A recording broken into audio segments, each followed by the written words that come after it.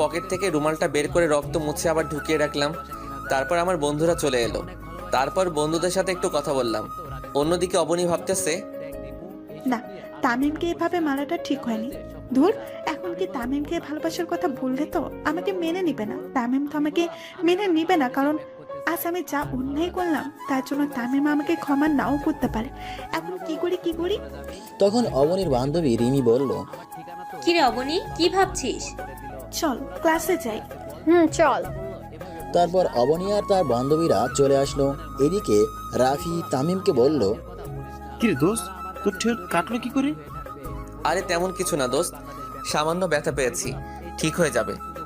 আচ্ছা। রাফির সাথে কথা বলতেছি তখন স্যার ক্লাসে চলে আসলো। স্যার ক্লাসে ঢোকার সাথে সাথে প্রিন্সিপালও ক্লাসে ঢুকলো আর বলল, তোমাদের মধ্যে তামিমকে? জি স্যার আমি। তুমি আমার কেবিনে এসো। আচ্ছা স্যার। তারপর আমি প্রিন্সিপালের কেবিনে গেলাম। সেখানে গিয়ে দেখি কলেজের সভাপতিও আছে, সাথে আমার আব্বুও। তারপর সভাপতি তারেক চৌধুরী মানে অবনীর আব্বু বলল, তুমি সেই তামিম যে প্রতিদিন আমার মেয়েকে বিরক্ত করো? ঠিক বুঝলাম না স্যার। তামিম, তোমাকে এই কলেজে টিসি দেওয়া হলো। যা শুনে আমার নিচ থেকে মাটি সরে গেল। মনে হচ্ছে আমার বুকে কেউ ছুরি ঢুকিয়ে দিয়েছে। কোনো কথা মুখে আসছে না, তবু অনেক কষ্টে আমি বললাম, আমি কি জানতে পারি আমার কোন অপরাধে আমাকে এই কলেজ থেকে টিসি দেওয়া হলো? তুমি স্যারের মেয়েকে প্রতিদিন বিরক্ত করার অপরাধে তোমাকে টিসি দেওয়া হলো। ও বুঝছি। বাবা চলো। কোথায় যাবে? কেন বাড়ি যাব? কারণ এই কলেজে আর আমার জায়গা নাই। তখন আব্বু স্যারকে অনুরোধ করে বলল, স্যার প্লিজ আমার ছেলেকে আরেকটা সুযোগ দিন।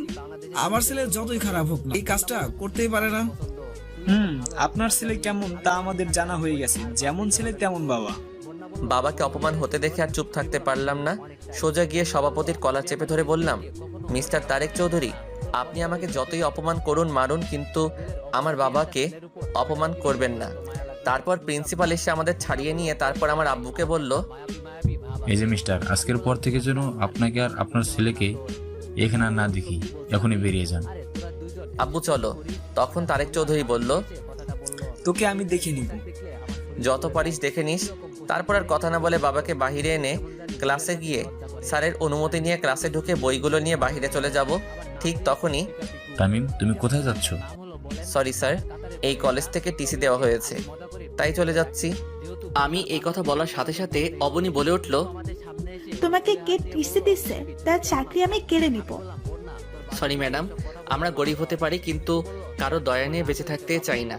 আর মিস অবনী চৌধুরী, একটা কথা বলে রাখি, আজ এই কলেজ থেকে আমাকে বাহির করে দেওয়া হচ্ছে, কিন্তু এমন একটা দিন আসবে যেদিনে এই কলেজটা আমার হবে। সেই দিন দেখব তারেক চৌধুরী সভাপতিত্ব কোথায় থাকে। It's my challenge, Mrs Abani Chowdhury. Sir দোয়া করবেন। দোস্ত আমাকে তোর দোয়া করিস। এই বলে ক্লাস থেকে বাহির হয়ে সোজা বাবাকে নিয়ে বাড়িতে চলে আসলাম।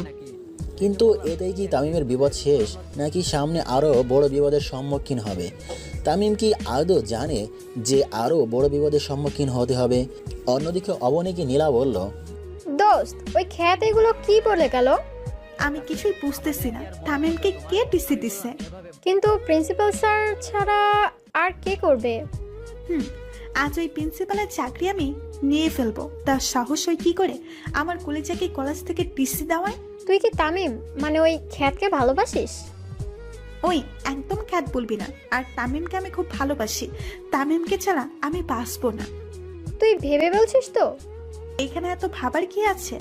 আমি আমার তামিমকে আবার ফিরে পেতে চাই, তার জন্য আমি সবকিছু করতে রাজি। তারপর নীলা যা বলল সেটা শোনার জন্য হয়তো অবনী প্রস্তুত ছিল না। সরি অবনী, আজ আমার জন্য তামিমকে টিসি দিয়েছে। মানে কি বলতে চাই?